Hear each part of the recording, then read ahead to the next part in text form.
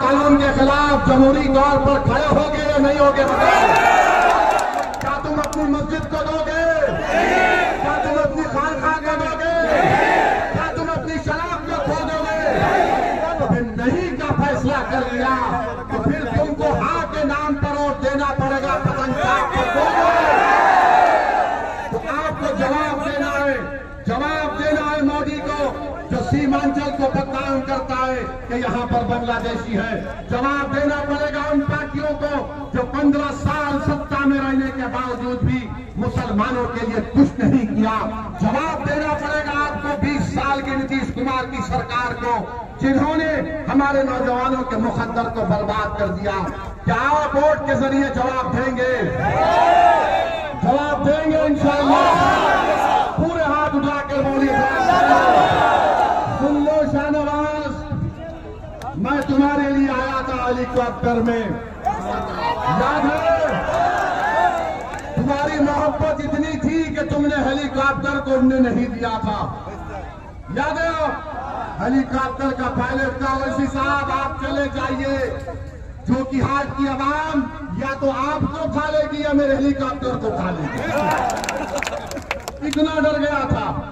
तुम भूल गए शाहनवाज कि तुम रोकर मुझे फोन किए थे। तुम्हारी जबान से क्या अल्फाज निकले थे कि कोई मेरा हाथ पकड़ने को तैयार नहीं। असद भाई, मैं आज लाचार हूं। अरे उस वक्त पर हमने तुम्हारा हाथ थामा था। तुमको यहाँ की अवाम ने अल्लाह के फजल व करम से कामयाब किया। मगर खैर कोई बात नहीं, जिसका जितना ज़र्फ है वो उतने ही ज़र्फ के मुजाहरे करेगा। हमारा ज़र्फ क्या था? लोकसभा का चुनाव था। कुलैया बरादरी के लोगों ने आकर कहा कि तस्लीम साहब के नाम पर आप वोट डालने के लिए बोलो। हम 1 मिनट नहीं सोचे, हमने कहा कि सिर्फ तस्लीम साहब के नाम पर हम कहेंगे, इसके नाम पर नहीं कहेंगे जो गद्दार है। हमने कहा, याद होगा पार्लियामेंट में, कि डालो तस्लीम साहब के नाम पर। अरे तुमने अपनी बाप की उस अजीम तारीख को भुला दिया।